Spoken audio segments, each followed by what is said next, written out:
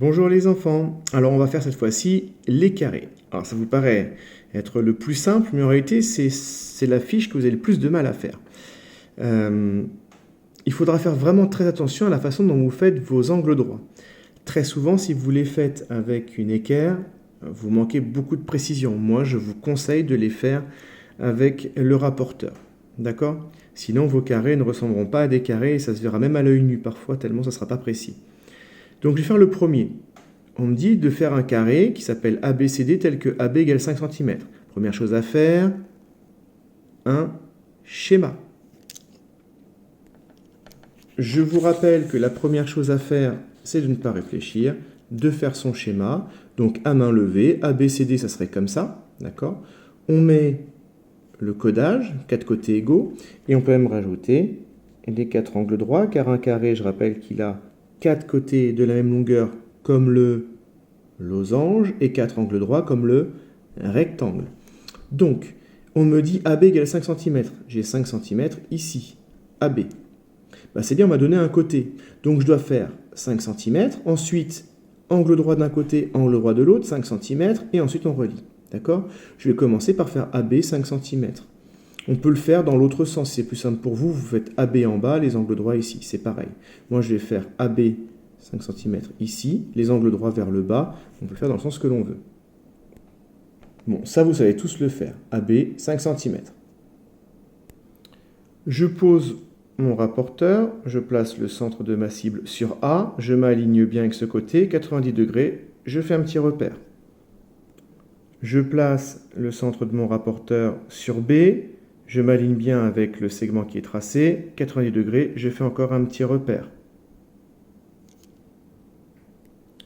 Je relie le point A avec le premier repère, le point B avec le second repère, et je mets bien mes angles droits. J'ai 5 cm pour AB, je sais que ce côté doit aussi faire 5 cm et ce côté 5 cm, car je rappelle que dans un carré, tous les côtés sont de la même longueur, donc là ils mesurent tous 5 cm. Pour faire 5 cm, soit je prends le rapporteur et je reporte les 5 cm, soit j'utilise cet outil magique qui s'appelle la règle, de préférence dans le bon sens, et ici on remet 5 cm, à 5 cm on met un petit repère. J'ai donc mesuré 5 cm en partant de B jusqu'ici, j'ai mis un repère, en partant de A, même chose. Je n'ai plus qu'à relier ces deux points. Voilà. Si vous avez été assez précis, c'est facile de s'en rendre compte. Vous mesurez ici, vous devez également avoir 5 cm. Pour ma part, il y a bien les 5 cm. Je complète la figure en mettant bien les 4 angles droits et les 4 côtés de la même longueur. Et surtout, je n'oublie pas le nom des sommets. Donc, il s'appelle ABCD. J'ai mis A, B. Je suis obligé de tourner comme ça. Donc là, j'ai C et ici, j'ai D. Attention, ne mettez pas A, B, D ici et C là. Sinon, c'est pas bon. Donc, A, B, C, D. Vous voyez, en commençant par AB en haut, ça m'oblige à tourner la feuille, faire mes angles droits. Si vous faites AB en bas, c'est peut-être plus simple pour vous. D'accord? Celui d'à côté, c'est la même chose. Je ne vais pas le faire. On vous donne EFGH, vous faites un schéma et vous vous rendez compte que FG est un côté. Là où il y a un petit changement, c'est ici. IJKL tel que IK ou KI plutôt égale 6,1. Je vais faire un schéma. J'ai fait le schéma d'un carré à main levée. Et donc ici, j'ai 4 côtés égaux, 4 angles droits. Et on me dit que KI mesure 6,1. KI, c'est ça. C'est donc une diagonale. Regardez, je la trace. C'est ça qui vaut 6,1. Je peux me la faire en rouge, si vous voulez. J'aurais peut-être dû la faire en rouge dès le départ. Ici, ça vaut 6,1. Alors, comment s'en sortir? Eh bien, c'est très simple. On sait aussi que l'autre diagonale va mesurer la même chose. Rappelez-vous, dans un rectangle, les diagonales sont de la même longueur. Donc si c'est vrai pour un rectangle, c'est aussi vrai pour son fils, c'est-à-dire pour le carré. Mais on sait quoi d'autre? Que dans un losange, les diagonales sont perpendiculaires. Donc dans un carré, les diagonales sont aussi perpendiculaires. Donc les diagonales du losange sont perpendiculaires, donc les diagonales du carré sont aussi perpendiculaires. Qu'est-ce que ça signifie? Et en plus, on a vu également que dans un parallélogramme, les diagonales se coupent en leur milieu. Donc, qu'est-ce qu'on sait de ces diagonales? On sait que ça mesure 6,1 cm. Donc ici, de chaque côté, je dois avoir la moitié de 6,1, c'est-à-dire 3,05 cm. Ça va pas être simple à faire, j'ai fait exprès. C'est pour ça que je le fais avec vous celui-là. Et ici, même chose, je dois avoir 3,05 là et 3,05 là. Et en plus, c'est perpendiculaire. Donc je vais commencer par tracer ce côté-là qui mesure 6,1.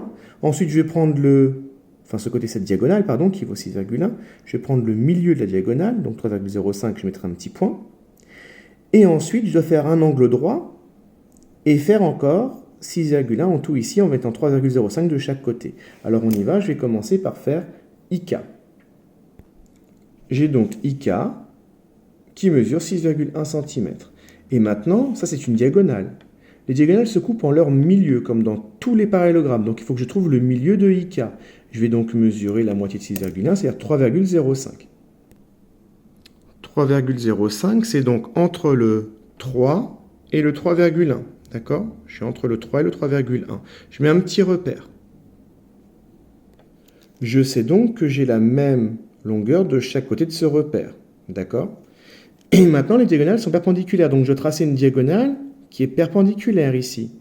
D'accord? Pour ça, on peut prendre, encore une fois, l'équerre. Mais je rappelle qu'on est plus précis avec le rapporteur. Donc, je vais prendre mon rapporteur et faire un angle de 90 degrés en mettant bien le centre de mon rapporteur sur ce milieu du segment IK. D'accord? Donc je me place correctement et je fais un petit repère à 90 degrés. Et je fais la même chose de l'autre côté. Voilà. J'ai donc mes deux repères que je n'ai plus qu'à relier. Je viens de tracer la perpendiculaire à ma diagonale IK. Donc ça c'est aussi une partie de la diagonale, sauf que je n'ai pas mesuré. Ça doit faire 6,1 en tout, 3,05 de chaque côté. Je vais donc prendre la règle et mesurer 3,05 de chaque côté.